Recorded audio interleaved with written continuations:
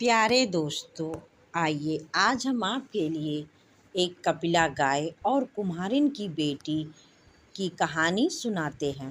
कपिला गाय और कुम्हारिन की बेटी एक कुम्हार और एक कुम्हारिन थी। उनकी 1-2 साल की बच्ची थी। तो एक दिन कुम्हार ने कुम्हारिन से कहा, आज हम लोग कुम्हारी के लिए जंगल में मिट्टी लाने जाएंगे। उस पर कुम्हारिन ने कहा, हाँ जी चलेंगे। तो कुम्हार ने हाथ में फावड़ा पकड़ा और वह जंगल की ओर चल दिया। कुम्हारिन ने क्या किया कि बच्ची को गोद में लिया, टोकरी हाथ में पकड़ी और चल दी कुम्हार के पीछे पीछे। तो जंगल में जाकर कुम्हार ने अच्छी सी जमीन देखकर फावड़े से उसे खोदा और बहुत सारी मिट्टी निकाली। उस मिट्टी को कुम्हारिन ने टोकरी में भरा और सिर पर रख लिया। सिर पर टोकरी रखी तो वह नीचे झुककर बच्ची को गोद में उठा नहीं सकी। उसने कुम्हार से कहा, अजी थोड़ा बच्ची को उठाकर मेरी गोद में रखो। इस पर कुम्हार एकदम भड़का, कहने लगा, तुम इस बच्ची को घर लाओ या इस मिट्टी को, तुम घर आ जाओ या इधर ही रहो, मुझे उससे कोई मतलब नहीं। कुम्हार तिलमिलाकर पत्नी और बच्ची को छोड़कर जंगल में से चला गया। उसके जाने के बाद कुम्हारिन ने सोचा, यदि वह मिट्टी की टोकरी घर लेकर नहीं गई तो कुम्हार उसे पीटेगा, और अगर वह बच्ची को नहीं ले जाएगी तो भी उसे अच्छा नहीं लगा। तो उसने सोचा, बच्ची को थोड़ी देर मैं यहीं छोड़ देती हूँ, पहले मिट्टी घर पे पहुँचाऊँ। अब वह सिर पर टोकरी रखकर मिट्टी लेकर चली गई। उसके पीछे अकेले उस जंगल में वह बच्ची रोने लगी, लेकिन उसका रोना सुनने के लिए कौन था जंगल में। वह रोती चली गई। शाम हो गई। बच्ची डर से अब ज़्यादा ऊंचे स्वर में रोने लगी। तो उस ओर से भगवान की कपिला गाय जा रही थी। उसका रोना उनके कानों में पड़ गया। इस घने जंगल में बच्चे की रोने की आवाज़ उन्हें आश्चर्य हुआ। आवाज़ का सुराग लेकर वे ढूंढते वहाँ पहुँच गईं। तो उन्होंने देखा कि एक छोटी सी बच्ची अकेले जमीन पर बैठकर जोर जोर से रो रही है। यह दृश्य देखकर उनका दिल करुणा से भर गया। अरे किस निर्दयी ने इस छोटी सी बालिका को इस जंगल में छोड़ दिया है, शायद कोई पत्थर दिल ही होगा। सभी गायों ने बड़े प्यार से उस बच्ची को चाटा। उसे एक झुंड की गाय ने अपना दूध पिलाया तो उसके बच्ची को अपना दूध पिलाकर उसका पेट भर दिया और उसे प्यार से चाटने लगी। बच्ची का रोना थम गया, वह खेलने लगी। तब गाय उसे वहाँ छोड़कर अपने गोठ में गईं। सुबह फिर बच्ची के पास आकर उन गायों ने उसे प्यार किया, दूध पिलाया। फिर शाम हो गई। शाम को वे वापस वहाँ फिर आ गईं। ऐसा कुछ समय तक चलता रहा। गाय का धरोषण दूध पीने से वह बच्ची बड़ी स्वस्थ हो गई, जल्दी जल्दी बढ़ने लगी। अब वह उन गायों को ही अपनी माँ समझने लगी। उसका रमाना सुनते ही वह उनकी ओर दौड़कर चली जाती और उनसे चिपकती थी। कुछ समय बाद वह भी बड़ी हो गई, उनके पीछे पीछे जंगल में घूमने लगी। सभी गायों उसका बहुत ही ख्याल रखती थीं। कोई शेर, बाघ एवं और कोई जंगली जानवर आकर उस पर हमला ना करे, इसलिए वे सब जंगल में उसके पास ही खड़े होकर चरती थीं। और 2 और भी दिन, महीने, साल गुजर गए। बच्ची अब 10 साल की हो गई। उस पर सभी गायों ने सोचा, अब बच्ची का जंगल में खुले रहना ठीक नहीं है। वे उसे अपनी गौशाला में लेकर गईं। उन्होंने बच्ची से कहा, बेटी अब तुम इस गौशाला के अंदर ही रहना, बाहर मत निकलना। शाम को जंगल से आते वक्त तुम्हारे लिए खाना ले आएंगे। बच्ची ने कहा, हाँ माँ। अब बच्ची दिन भर गौशाला में रहती थी और शाम को गाय जब आती थी तो उसके लिए अच्छे अच्छे फल लाती थी। उसे खाकर वह खुश हो जाती थी। तो एक दिन क्या हुआ कि अंदर बैठे बैठे बच्ची का दम घुटने लगा। उसने सोचा, कुछ और समय के लिए क्यों ना बाहर खुली हवा में जाऊं। तो बच्ची गौशाला से बाहर खड़ी हो गई। उसी समय उस तरफ से राक्षस जा रहा था। बच्ची एकदम डर गई। उसने उस बच्ची को देखा तो उसके मुंह में पानी आ गया। सोचा ये बच्ची एकदम कोमल ककड़ी की तरह है, इसका गोश्त खाऊं तो दिल खुश हो जाएगा। कितने दिनों से ऐसा लज्जतदार मांस नहीं खाया। वह बच्ची की ओर बढ़ने लगी। बच्ची ने अपनी ओर आते राक्षस को देखा तो घबरा गई। दौड़कर तुरंत वह गौशाला के अंदर चली गई और दरवाज़ा बंद कर लिया। तब राक्षस क्रोधित हो गया।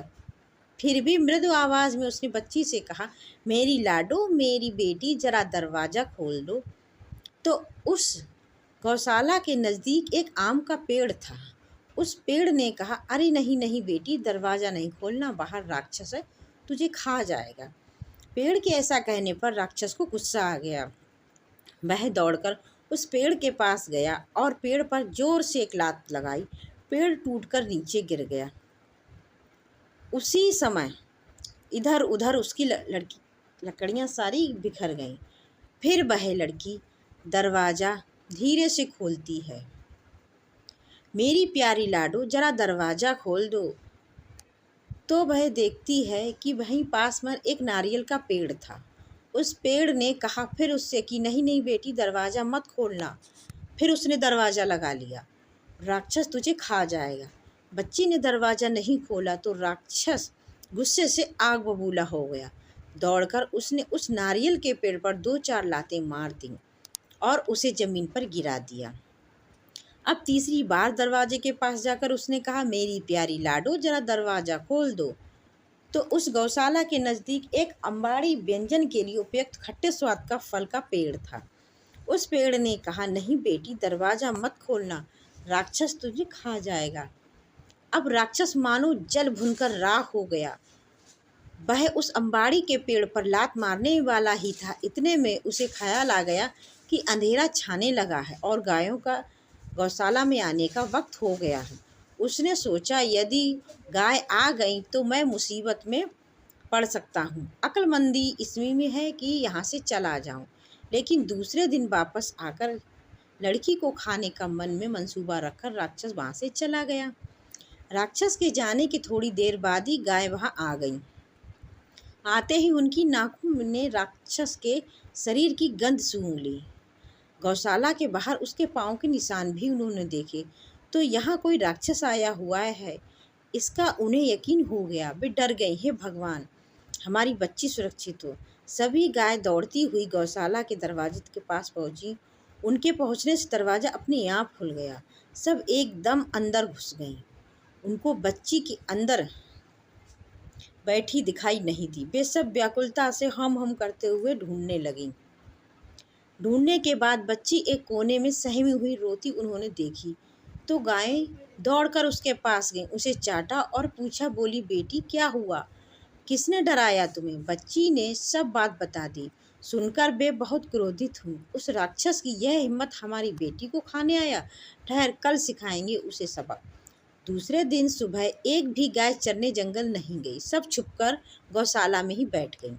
इधर राक्षस ने किया क्या कि सुबह उठकर मुंह धोया, दांत मंजन करके उनको शान से तेज किया और बच्ची को गोश्त खाने का ख्याल पुलाव में मन में पकाकर वह कपिला गायों के उस गौशाला के पास आ गया। आकर उसने पहले की तरह मृदु सुर में ही कहा, लाडो बेटी, दरवाज़ा खोल दो। तो अम्बाड़ी के पेड़ ने कहा, नहीं नहीं बेटी, दरवाज़ा मत खोलना, राक्षस तुझे खा जाएगा। राक्षस ने दौड़कर उस तने पर गुस्से से 4-5 लातें मारी तो उनका तना टूटकर उनके टुकड़े हो गए। इस तरह राक्षस ने गौशाला के आसपास के सभी पेड़ तोड़ डाले। आखिर में उसे रोकने वाला एक भी पेड़ नहीं बचा तो दरवाज़ा तोड़कर वह गौशाला के अंदर घुसा। इधर वह अंदर घुसता तो उधर सभी गाय उसके अंदर आने की राह देख रही थीं। उनके अंदर पांव रखते ही जो गाय बच्ची को दूध पिलाती थी उसने अपना सिंघाड़ा उस पर पहले मारा, बाद में दूसरी ने, तीसरी ने, एक एक करके सभी गायों ने उसकी कमर तोड़ दी, हाथ पैर तोड़ दिए, उसको जख्मी करके दूर जंगल में फेंक दिया। जख्मी राक्षस ने सोचा, सिर सलामत तो पकड़ी 50, इसके बाद जीवन में कभी किसी बच्ची का गोश्त खाने की इच्छा नहीं करूँगा। इधर राक्षस को सबक सिखाकर गायों ने बच्ची से कहा, बेटी, अब कोई राक्षस तुझे सताने के लिए यहाँ नहीं आएगा, तू आराम से रहे। और कुछ दिन सुख शांति से बीत गए। अब बच्ची बच्ची नहीं रही, एक सुंदर कन्या बन गई थी। अब उसका डर भी कम हो गया था। गायों के जंगल में चरने के लिए जाने के बाद वह गौशाला के बाहर निकलती, झरने पर जाकर स्नान करती, पंछियों का संगीत सुनती, पेड़ लताओं और खिले सुंदर से फूल तोड़ती और उन्हें अपने बालों में लगाती। एक दिन हमेशा की तरह वह झरने पर स्नान करके फूल तोड़ रही थी, तो उस तरफ से उस राज्य का राजकुमार जो शिकार के लिए निकला था, एक हिरन के पीछे पीछे दौड़ता वहां पहुंच गया। उसने उस कन्या को देखा और उसे बहुत ही अच्छी लगी वह कन्या। उसने कन्या से बात करने का प्रयत्न किया तो कन्या दौड़कर गौशाला में घुस गई और दरवाजा बंद कर लिया। राजकुमार पहली ही नज़र में उस कन्या से प्यार करने लगा था। वह अपने घर गया और अपनी माता को उसने अपने प्यार की बात बताई। राजमाता ने राजा को बताई। राजा ने कहा, ठीक है, जैसा मेरे पुत्र की इच्छा। यदि उसे वह कन्या पसंद है तो उसके साथ ही उसकी शादी करेंगे। राजा ने तुरंत प्रधान को आदेश दिया कि कुछ सिपाहियों के साथ लेकर उस वन में जाओ और उस कन्या को राजमहल में लेकर आओ। राजा के आदेश अनुसार प्रधान कुछ सिपाहियों के साथ लेकर उस कन्या को साथ में लेकर राजमहल आ गया। कन्या की सुंदरता देखकर राजा भी रानी प्रभावित हो गए। अपने पुत्र की पसंद की उन्होंने बहुत प्रशंसा की। रानी ने तुरंत ही दासियों से कहा, कन्या को सुगंधित तेल और उबटन लगाकर नहलाया, उसे पहनने को अच्छे कपड़े दिए, उसे अलंकार पहना, उसके बाल बनाए। अब कन्या इस वेश में पहले से भी सुंदर दिखने लगी, जैसे वह स्वर्ग की अप्सरा हो। कुछ दिन तक रानी माँ ने उसे अपनी देखभाल में राजघराने में रखा, रस्म रिवाज की शिक्षा दी। जब वह पूरी तरह राजघराने की बहू बनने योग्य हो गई तो राजकुमार और उसकी शादी बड़े धूमधाम से हुई। तो वह कुम्हार की लड़की अब राजा की बहू बन गई। उसके पास अब सारा सुख चैन था। पहनने के लिए अच्छे वस्त्र थे, हीरे जवाहरात थे, नौकर चाकर थे, प्यार करने वाला पति और सास ससुर थे। लेकिन वह खुश नहीं थी। उसने अपनी गौ माता की बहुत याद आ रही थी, इसलिए अपनी इतना सुख होते हुए भी वह अपनी गौशालाओं के लिए बहुत ही मन में दुखी रहती थी। राजकुमार के ध्यान में यह बात आ गई। उसने उससे पूछा, तुम्हें क्या दुख है, क्यों तुम ऐसी गुमसुम बैठी हो? उसने कहा, मुझे मेरी माताओं के पास लेकर चलो। राजकुमार ने पूछा, कौन है तुम्हारी माता? मेरी माता है गाय। गाय? राजकुमार चकित हो गया। उस पर कन्या ने उसे सारी कथा बताई। ठीक है, राजकुमार ने कहा, हम तुम्हें तुम्हारी माताओं के पास लेकर चलेंगे। दूसरे ही दिन राजकुमार कन्या को यानी अपनी पत्नी को उस जंगल में लेकर गया तो कन्या को देखकर सब गाय दौड़कर उसके पास आ गईं। कन्या भी दौड़कर उसके गले चिपक गई। गायों ने उसे ममता से चाटा। कन्या ने भी उन्हें प्यार किया। जिस कपिला गाय ने उसे अपना दूध पिलाया था, उससे तो वह बहुत देर तक चिपक कर सिसकने लगी।